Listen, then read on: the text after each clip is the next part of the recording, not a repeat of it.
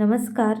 संध्याकाळच्या वेळेला जर स्वयंपाकाचा कंटाळा आला असेल तर पौष्टिक असा आणि पोट भरेल असा बेत आपल्याला करायचा आहे. तर त्यासाठी मी इथे 1.5 वाटी तांदूळ घेतलेले आहेत. त्याच्यात अर्धी वाटी मुगाची डाळ घातलेली आहे. त्याचबरोबर एक बटाटा आणि थोडासा फ्लॉवर चिरून घेतलेला आहे. त्याचबरोबर कांदा, टॅमॅटो, मिरची, कढीपत्ता, ठेचलेला लसूण आणि आपले काही मसाले, ज्याच्यामध्ये बिर्याणी मसाला, हळद, हिंग आणि थोडीशी धणे पावडर असे मसाले घेतलेले आहेत. आता कुकरमध्ये तेल गरम करण्यासाठी ठेवूया. तर इथे मी 3 पळ्या तेल घातलेले आहे.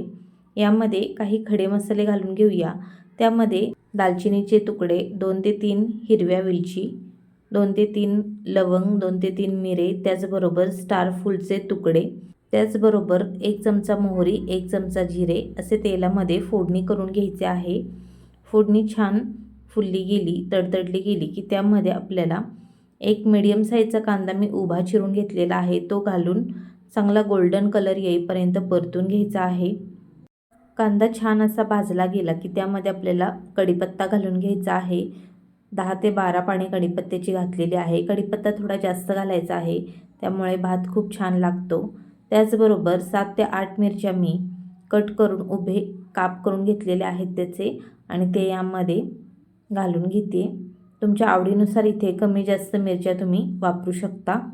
आता मिरच्यासुद्धा छान भाजल्या गेल्यानंतर त्यामध्ये ठेचलेला 15 ते 20 पाकळ्या लसूण घालून घेणार आहे. लसणाची पेस्टसुद्धा तुम्ही यामध्ये घालू शकता. हे चांगले असे भाजून घ्यायचे आहे. आता यामध्ये जे आपण बटाटा आणि फ्लॉवरचे तुकडे पाण्यामध्ये ठेवलेले होते ते घालून घेऊया.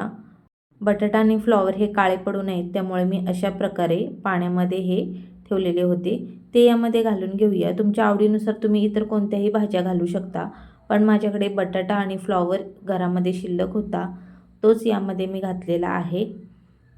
हा फ्लॉवर आणि बटाटासुद्धा तेलामध्ये चांगला 5 मिनिटासाठी अगदी छान भाजून घ्यायचा आहे. त्यामुळे फ्लॉवरचा जो उग्र वास असतो तो निघून जातो. फ्लॉवर चांगला असा भाजल्यामुळे भाताला वेगळा असा उग्र वास येत नाही. त्याचबरोबर एक मोठ्या आकाराचं टॅमॅटो उभं चिरून घेतलेलं आहे, ते सुद्धा यामध्ये घालून घेते. टॅमॅटो थोडं जास्त घालायचं आहे, त्यामुळे भात खूप छान लागतो. आता यामध्ये मसाले घालून घेऊया.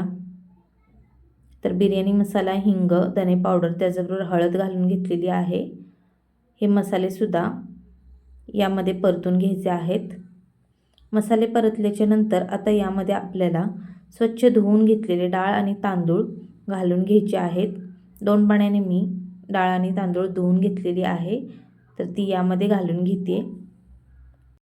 तांदूळ यामध्ये घातल्याच्या नंतर तांदूळ आणि डाळसुद्धा यामध्ये चांगली परतून घ्यायची आहे. इथे मी इंद्रायणी तांदूळ वापरलेला आहे. इंद्रायणी तांदळाचा भात हा खूप चवीला छान लागतो. थोडा चिकट होतो, पण चव अप्रतिम असते. तुम्ही इंद्रायणी तांदळाऐवजी कोणताही तांदूळ घेऊ शकता. तर अशा प्रकारे तांदूळ परतून झालेले आहेत. आता यामध्ये पाणी घालून घेऊया. तर इथे मी 3 ग्लास पाणी वापरलेले आहे. इथे मी 1.5 वाटी तांदूळ आणि त्याचबरोबर अर्धी वाटी मूग डाळ घेतलेली आहे, त्यामुळे त्याच्या अंदाजानुसार मी 3 ग्लास पाणी इथे वापरलेले आहे. आता यामध्ये थोडीशी साखर टाकायची आहे. साखर टाकल्यामुळे आपल्या जी भाताची चव असते ती बॅलन्स राहते आणि छान लागतो भात. त्याचबरोबर यामध्ये मीठ टाकून घेऊया चवीनुसार. तर इथे मी मीठ घालून घेतलेले आहे. आता मिक्स करून घ्यायचे. आता कुकरचं झाकण लावून आपल्याला याच्या 3 शिट्ट्या करून घ्यायच्या आहेत. तर कुकरच्या 3 शिट्ट्या झालेल्या आहेत. कुकरही थंड झालेला आहे. तर तयार झालेला आहे मस्त असा गरमागरम भात.